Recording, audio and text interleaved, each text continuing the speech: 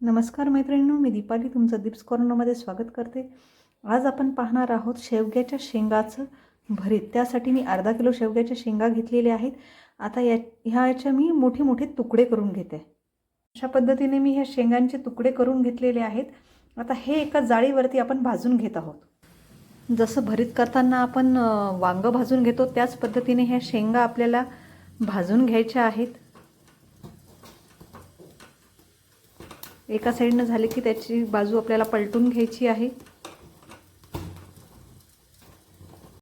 पहा, अशा पद्धतीने आपण सगळ्या शेंगा भाजून घेतलेल्या आहेत गॅसवरती। आता याचा आपल्याला गर काढून घ्यायचा आहे।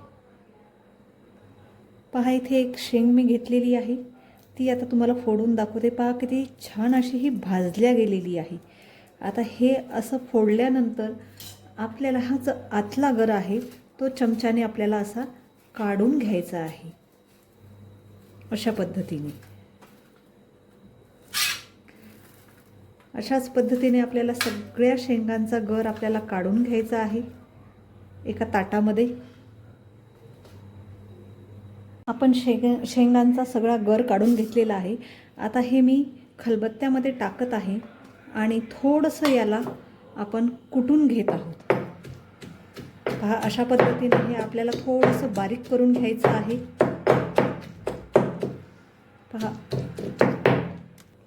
पहा, आपण सगळा शेंगांचा गर खलबत्त्यामध्ये कुटून घेतलेला आहे। आता शेवग्याच्या शेंगाचं भरीत बनवण्यासाठी मी एक मोठा कांदा बारीक चिरून घेतलेला आहे, एक टमाटर मी बारीक चिरून घेतलेले, अद्रक लसणाची पेस्ट घेतलेली आहे आणि थोडीशी कोथिंबीर घेतलेली आहे। आता आपण भरीत फोडणी घालूया। आता एका कढईमध्ये मी 3 चमचे तेल घातलेलं आहे, त्यात घालत आहोत आपण आता मोहरी। मोहरी आपली तडतडलेली आहे। आता यातच घालत आहे मी जिरं आणि बारीक चिरून घेतलेला कांदा। कांदा आपल्याला व्यवस्थित लालसर परतून घ्यायचा आहे। कांदा आपला व्यवस्थित परतून झालेला आहे। आता यामध्ये टाकत आहे मी अद्रक लसणाची पेस्ट, ती सुद्धा आपल्याला व्यवस्थित परतून घ्यायची आहे। आता यामध्ये टाकत आहे मी अर्धा चमचा हळद, 1 चमचा लाल तिखट, 1 चमचा धनेपूड। हे सगळे मसाले आपल्याला व्यवस्थित परतून घ्यायचे आहे। आता यातच घालत आहोत आपण बारीक चिरून घेतलेलं लाल टमाटर, ते सुद्धा आपल्याला व्यवस्थित परतून घ्यायचं आहे। यात मी अगदी थोडंसं पाणी घालत आहे, कारण हे आपलं थोडंसं बुडी लागलं होतं। आता 5 मिनिटं टमाटे आपले याच्यात मऊसूत होऊ देणार आहे मी, आणि नंतर आपल्याला शेवग्याच्या शेंगांचा गर घालायचा आहे।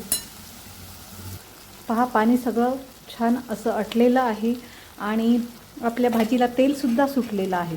आता यामध्ये आपण आपला हा शेवग्याच्या शेंगांचा गर घालत आहोत। सगळा गर इथे आपल्याला घालून घ्यायचा आहे। तो व्यवस्थित असा आपल्याला मिक्स करून घ्यायचा आहे। आता यामध्ये घालत आहोत आपण चवीपुरतं मीठ, साधारणतः 1-1.5 चमचे मीठ मी यात घातलेलं आहे। व्यवस्थित मिक्स करून घ्यायचं आहे आपल्याला।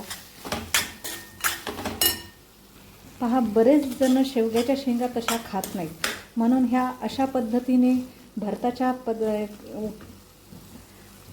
आपण जरी असं भरीत बनवून खाऊ घातलं तर सगळेजण आरामशीर खातील, कारण बऱ्याच जणांना ते शेवग्याच्या शेंगा फोडून त्याचा गर काढण्यात इंटरेस्ट नसतो।